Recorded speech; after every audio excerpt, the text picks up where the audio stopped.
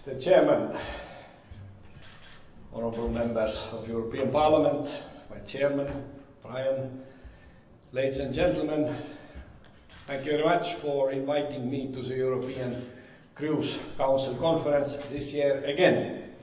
Last year I addressed you on a range of ongoing initiatives in the broader maritime field and also touched upon the contribution and importance of the cruise sector to the economy and the maritime cluster.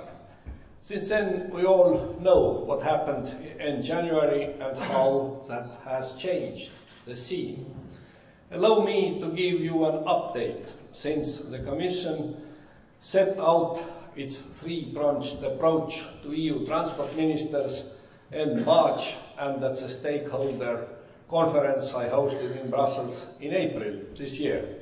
The three-pronged approach for the passenger ship safety review is to continue to ensure the enforcement and implementation of existing rules and draw any lessons from best practices, update and or amend existing EU legislation and co-sponsor submissions for international standards setting at the IMO and promote voluntary commitments by industry. I should first underline that the existing European rules and regulations are among the strictest in the world. The correct enforcement and implementation of these rules is a key factor in promoting safety. The logic of this approach is that we have to ensure that the rules already in place are effective in preventing an accident from happening in the first place. It is of utmost importance that the safety framework which we have developed over the years is actually put into practice, monitored and adjusted as necessary. This is true both for the administrations and for operators in the industry. We are continuing working with the European Maritime Safety Agency within their current tasks, looking at various aspects related to the passenger ship sector. This includes the EU regime for the registration of persons on board passenger ships. The first 3 visits by EMSA checking this regime in member states will have taken place before the summer. Recently, as I am sure you are aware, the EU member states and the Commission within the Port State Control Memorandum decided on a harmonised verification programme on operational controls, preparedness and drills on board passenger ships. With the assistance of EMSA, the Commission and Member States will prepare and follow up this harmonised verification programme. This may provide elements for consideration in a future extension of the current mandatory survey regime for raw PAX vessels to cover also cruise ships. This leads me to the second point, the preparation of legislative actions and in particular the whole damage stability discussion. While the work we have undertaken mainly relates to the raw PAX ferry sector, we are carefully following the ongoing EU research projects and the developments for other types of passenger ships. It is, however, premature to speculate about whether we will need to legislate also for cruise vessels. Research is, as I said, still underway with preliminary results due this autumn. We also want to see the outcome of the Costa Concordia investigation conducted by the Italian authorities. But the lessons we have learned from ferries could also perhaps feed into our thinking. EU citizens boarding a passenger ship anywhere in the world should be assured that its operations are safe and secure. There are issues of a more operational nature that may need to be further reviewed or developed. In fact, we see issues such as a safe return to port measures and operation of watertight doors as part of the stability approach. As we have just experienced, also rare in this sector, accidents to happen, and when they do, all the means and technology we have available today must work.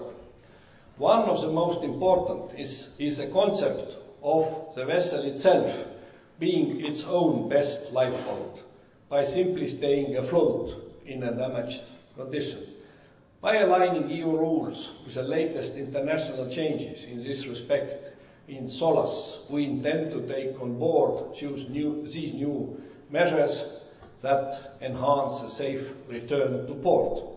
At the same time, we are considering, together with EU member states and other interested parties, how to further develop some aspects of these rules and accompanying guidelines. This was also identified as an area for further action at the last Maritime Safety Committee of the IMO.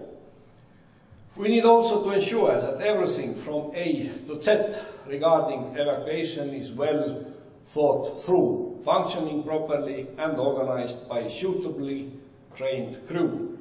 We are working on the monitoring aspect and the use of modern means of electronic surveillance to provide an enhanced, more detailed picture in the case of maritime casualties given the modern technological possibilities.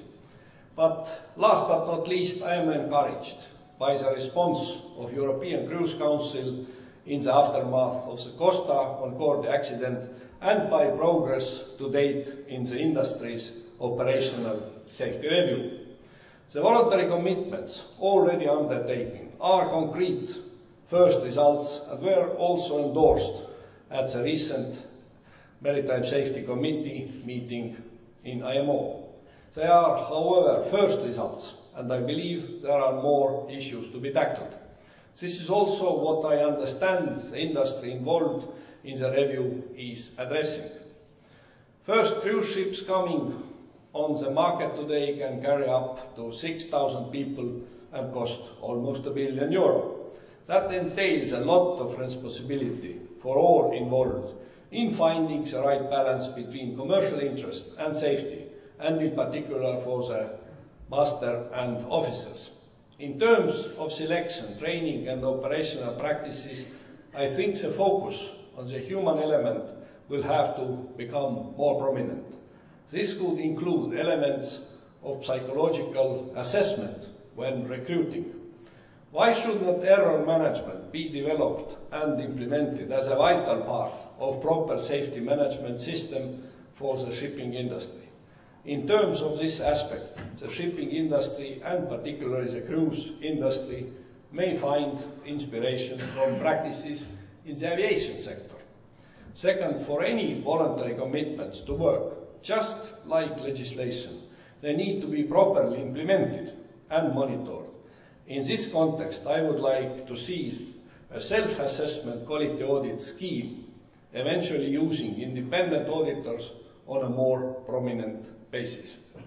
Transparency here plays a very important role. Allow me to end my contribution on how the Commission views the cruise industry by looking at the positive and important contribution it has made and continues to make to the European economy. The figures speak for themselves. The cruise industry continues to grow and the total contribution to the European economy is at record high. Europe is the fastest growing market for cruise ships, and the number of Europeans choosing a cruise holiday has trebled since 2001 to close to 6 million in 2011. Cruise ships are predominantly built in Europe, which is proof of the innovative know-how of European industry in producing a technically demanding, quality-driven class of ship.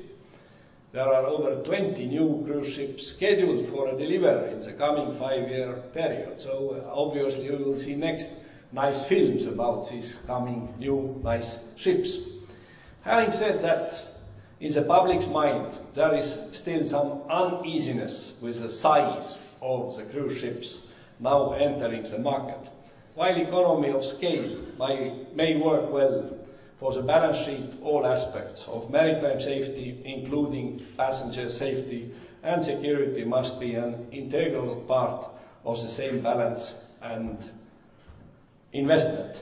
At the end of the day, we want the cruise sector to be able to continue to grow and develop sustainably, supported by the best safety framework. We continue our cooperative approach.